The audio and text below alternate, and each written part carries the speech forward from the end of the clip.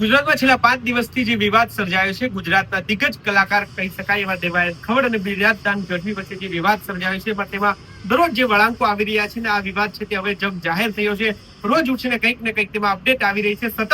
સૌથી મહત્વની વાત એ છે કે આ વિવાદની વચ્ચે બે વ્યક્તિગત લોકોનો આ વિવાદ છે. બે વ્યક્તિની વચ્ચે જે કંઈ બનાવ બન્યો છે, જે કંઈ અણસમજણ કહી શકાય છે, તેની વચ્ચે ક્યાંક સમાજમાં કોઈ વિવાદ પેદા ન થાય, સમાજમાં કોઈ તિરાડ ન પડે, તેને લઈને પણ હવે બંને સમાજ છે તે ચિંતિત છે. તેના વચ્ચે એક મહત્વના સમાચાર આવ્યા છે કે ભાઈ આ જે કોઈ વિવાદ છે તે સમાજની વચ્ચે લાવવામાં ન આવે અને વિવાદનો અંત આવે ને વિવાદ કઈ રીતે તેનો અંત આવી શકે તેને લઈને એક મહત્વની વાત સામે આવી છે. આપણી સાથે રોનક ઠક્કર છે. રોનક, છેલ્લા કેટલાક દિવસથી આપણે જોઈએ છે કે સોશિયલ મીડિયામાં અત્યારે મોરાની વાત હોય કે બંને કલાકારોને જે રીતે બંનેના વિડીયો આવ્યા હતા તે સતત હજુ વાયરલ થઈ રહ્યા છે. તેની વચ્ચે શું અપડેટ છે અત્યારે? બિલકુલ ભરત, છેલ્લા અઠવાડિયાથી આપણે જે સિલસિલો જોઈ રહ્યા છીએ તેની શરૂઆત બ્રિજરાજભાઈ ગઢવીથી થઈ કે 2 વર્ષથી જે શાંત વિવાદ હતો તેમાં ક્યાંક ને ક્યાંક 2025 ને લઈને એક ચમકલું જે થયું કે ભાઈ દેવાયતભાઈ નો એક વિડીયો ખૂબ મીમ મટીરિયલ તરીકે ઇન્સ્ટાગ્રામમાં હતો. તે જે છે તે બ્રિજરાજભાઈ પણ પકડી લીધું. હવે 2025 માં આપણે શાંતિ છે, 2025 માં આપણે ઘણાને શાંત કરાવી દીધા છે. આ વાત દેવાયતભાઈ પણ પકડી લીધી અને 2-3 દિવસ પછી પોતાનો ડાયરો હતો એમાં પોતે પણ આ વાતનો વ્યવસ્થિત વિસ્તારમાં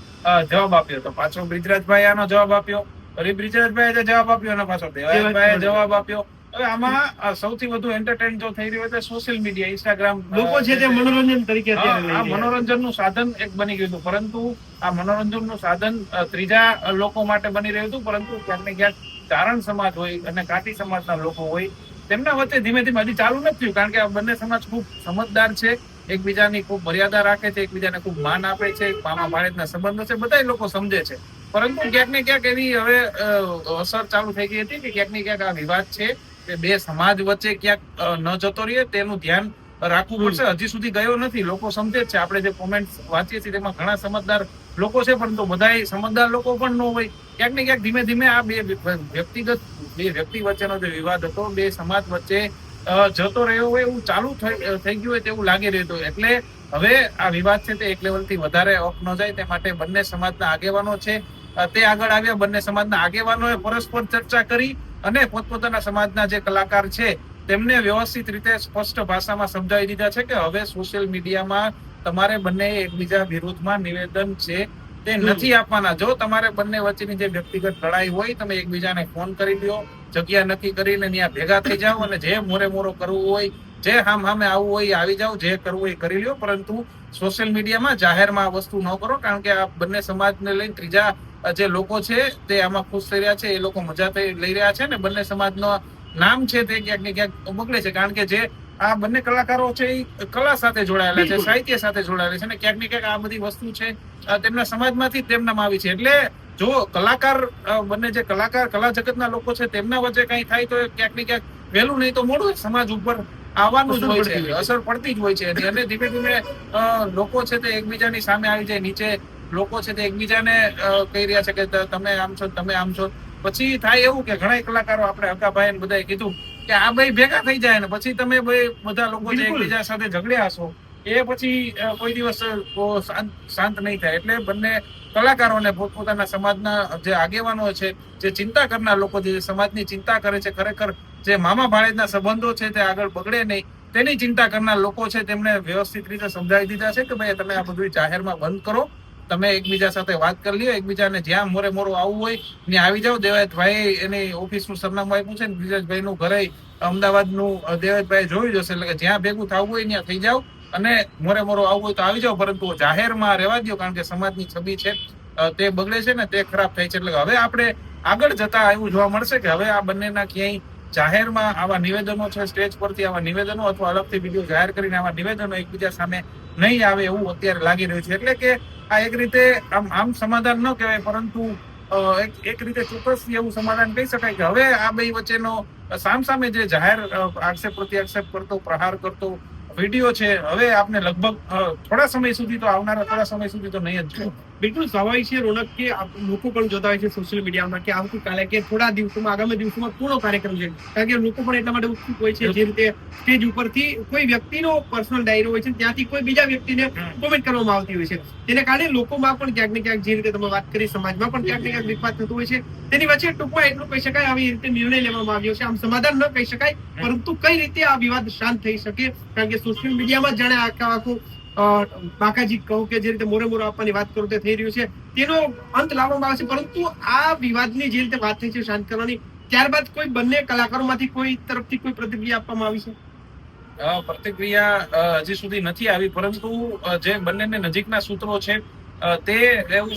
તેમના તરફથી જાણવા મળ્યું છે કે જે 2022માં થયું તો બંને ભેગા થયા હતા, વિડીયો આવ્યો હતો, એવું અત્યારે આવવાની શક્યતા ખૂબ ઓછી છે. અને એવું હવે કોઈ વચ્ચે પડવાય તૈયાર નથી, સામે ખુલ્લી આવીને કોઈ આ બંનેની વચ્ચે પડવાય કોઈ તૈયાર નથી, કારણ કે જે લોકો વચ્ચે પડતા હોય છે એ સમાજના બિલકુલ પ્રતિષ્ઠિત લોકો હોય છે. જેમ કે 2022માં દાદુભાઈ અને ગિરીશ આપા છે, ચારણ સમાજના ખૂબ પ્રતિષ્ઠિત વ્યક્તિ છે, ખૂબ બધા લોકો એને આદર આપે છે, એમ પ્રકારના વ્યક્તિઓ છે. હવે એમના હાજરીમાં જે થયું હોય ને પછી આ બેમાંથી એક વ્યક્તિ છે તે એ વાતનો અનાદર કરે છે, સોનલબાની હાજરીમાં જે આખી વાત થઈ હોય, જે વચન એકબીજાને આપ્યું હોય એ ન પાડે તો પછી એ લોકોને પણ દુઃખ થાય અને એ લોકો એમ થાય કે હવે આટલું સમજાવવા છતાં જો આ લોકો ન માનતા હોય તો આપણે એમાં વચ્ચે નથી પડવું, જેમને જે કરવું હોય એ કરી લઈએ. એટલે હવે વાત એવી છે કે હવે સમાધાન થશે, સમાધાન એ રીતે નહીં થાય કે ભાઈ ભેગા થઈને હવે આપણે વિડીયો આવશે, નિર્ણય લેશું, હવે આપણે એકબીજા સામે નહીં બોલીએ. સમાધાન એવું થશે કે બંનેને પોતપોતાના સમાજના લોકો દ્વારા કહેવામાં આવ્યું છે કે હવે તમારે એકબીજા વિશે કોઈ નિવેદનો નથી આપવાના ને જાહેરમાં તો નથી જ આપવાના. કોઈ પણ વાંધો હોય તો એકબીજાને ફોન કરી લ્યો, ભેગા થઈ લાવો ને વાત કરી લ્યો ને વિવાદનો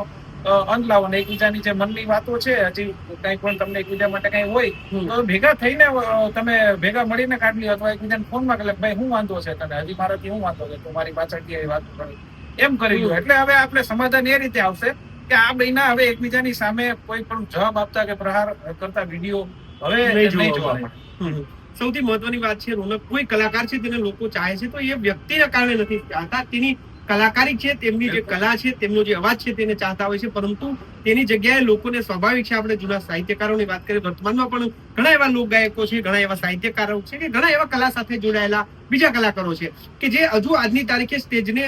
શોભાવે એવું કાર્ય હોય છે, પરંતુ આવા એક બે વ્યક્તિના કારણે ક્યાંક ને ક્યાંક બીજા કલાકારો પણ આની માઠી અસર થતી હોય છે કલાકાર. બિલકુલ, જો આવા બે મોટા કલાકાર વચ્ચે આવું કઈ થાય અથવા એ બંનેની છબી બગડે તો લોકો તો જે છે એ આખા કલાકારો માટે જે કઈ પણ જે પોતાની દ્રષ્ટિ છે તે રાખતા હોય છે, એટલે બીજા કલાકારોને પણ આમાં ક્યાંક ને ક્યાંક અસર થાય ને કલાકારો ની જે વાત કરવામાં આવે તો એક કલાકાર મતલબ એક કલાથી તેમને એક આશીર્વાદ મળેલા છે, ભગવાનની એક કલા, તેમને ભગવાનના એક આશીર્વાદ, તેમને ભગવાન તરીકે પાસેથી મળેલી વસ્તુ છે એ એમને લોકોને આપવાની છે, લોકોને કંઈક શીખવાડવાનું છે, આપણી સંસ્કૃતિ એ લોકો સુધી પહોંચાડવાની છે, આપણો ઇતિહાસ શું હતો, આપણા જે પૂર્વજો હતા એ શું હતા, શું એમને કામ કર્યા છે એ લોકો સુધી પહોંચાડવાના છે. પરંતુ ધીમે ધીમે જેમ જગદીશભાઈ કહે છે ને કે સોશિયલ મીડિયા મોડર્ન મંત્રા છે, સોશિયલ મીડિયામાં ખૂબ મોટો ભાગ છે તે ભજવી રહી છે. સોશિયલ મીડિયામાં જે કોઈ પણ વ્યક્તિ આવા મારામારીના એવા નિવેદનો પોતાના ડાયરામાં કર્યા હોય એ ખૂબ વાયરલ થઈ જાય છે ને લોકો નીચે છે, બધી સમાજમાં તો બધી પ્રકૃતિના લોકો હોવાના, જેમને આવી મારામારી ગમતી હોય એવો એક મોટો વર્ગ હોય તો એ લોકો એમના નીચે વખાણ કરી રહ્યા છે ને એમની ઉપર પોતાના સ્ટેટસ રાખી રહ્યા છે. એટલે આ લોકોને હવે એમ થાય છે કે આપણે આ બધી જે વાતો કરી છે મારામારીની, કાપાકાપીની, એકબીજાને પૂરા કરી દેવાની એવી વાતો છે એ બધી સારી જ છે, આપણે એ સારી વાતો કરી, પણ એમાં એવું નથી. તમે આવી વાતો કરવાથી હવે ડાયરાનું આખું ઓડિયન્સ છે તે બદલી ગયું છે. પેલા ડાયરાનું આખું ઓડિયન્સ હતું, એમને આપણી સંસ્કૃતિ જાણવામાં રસ હતો, એમને એમના છોકરાઓને કંઈક આમાંથી મળે આપણી સંસ્કૃતિ ઇતિહાસમાંથી એમાં રસ હતો ને. હવે આખું ડાયરાનું ઓડિયન્સ બદલી ગયું છે, એટલે હજી હજારો લોકો આવતા હોય સોશિયલ મીડિયામાં પોતાના એમના સ્ટેટસ રાખતા હોય, વિડીયો વાયરલ થતા હોય, પરંતુ એ વિડીયો જે પહેલાનું ઓડિયન્સ હતું એ ઓડિયન્સ નહીં, તમારી મારામારીની વાતો ને એ બધું હવે એક અલગ પ્રકારનું ઓડિયન્સ છે જે આ પ્રકારની માનસિકતા રાખે છે, એ પસંદ કરે છે. એટલે એમને સમજવાની જરૂર છે કે બધી વાયરલ થતી વસ્તુઓ છે, બધી તમારી જે વાયરલ થતી વસ્તુઓ છે એ સારી જ નથી હોતી, એમાં અમુક પ્રકારનો જે ઓડિયન્સ છે એ પસંદ કરતું હોય છે. એટલે કે બધી જેમ જેમ તમને વાયરલ થતા રહી એમ તમારે આ બધી વસ્તુ તમારા ડાયરામાં વધારી નથી દેવાની, પણ આપણી સંસ્કૃતિ છે તે પકડી રાખવાની છે. આપણે જેના માટે તમે કલાકાર થયા છો, જેમનામાંથી શીખીને તમે કલાકાર થયા છો, એમને એ શું કરતા હતા ખાસ કરીને એ તો જુઓ કે તમે જેને જોઈને શીખ્યા છો એ કયા પ્રકારના ડાયરા કરતા, એ કયા પ્રકારની વાતો કરતા, એ ખાસ કરીને એ લોકો યાદ રાખવાની જરૂર છે. તો આ રોનક ઠક્કર જે રીતે તેમણે વાત કરી છે કે અત્યાર સુધી સમાધાન થયા હતા 2 વર્ષ પહેલા પણ આ વિવાદનો અંત આવ્યો હતો, પરંતુ હવે કદાચ બંને કલાકારોનું સમાધાન થશે તો પણ સાથે જોવા નહીં મળે. અને જે રીતે તેમણે વાત કરી છે સમાધાન અત્યારે વિવાદ શાંત થયો છે એમ કહી શકાય, કારણ કે બંને કલાકારોને બંને સમાજ તરફથી કહેવામાં આવ્યું છે કે ભાઈ તમારો જે કઈ વિવાદ હોય તે તમારા પૂરતો રાખો, કોઈ સોશિયલ મીડિયામાં આપના વિડીયો શેર ન કરો કે વાયરલ ન કરો. તમારો જે કઈ વિવાદ છે તે તમે રૂબરૂ મળીને એનો કોઈ પણ રીતે સુખદ અંત પણ લાવી શકો છો, કે કઈ પણ તમારું જે કોઈ હોય અંગત વસ્તુ છે એ સમાજ સુધી ન પહોંચે. આપણે પણ સૌ કોઈ આશા રાખીએ કે ભાઈ આ વિવાદ છે તેનો અંત આવે, કારણ કે છેલ્લે આપણી જે ગુજરાતી સંસ્કૃતિ છે, ગુજરાતી સાહિત્ય છે તેને પણ ક્યાંક ને ક્યાંક માઠી અસર પડતી હોય છે. તો ત્યાર બસ આટલું જ. ફરી મળીશું વાત ગુજરાતી પર.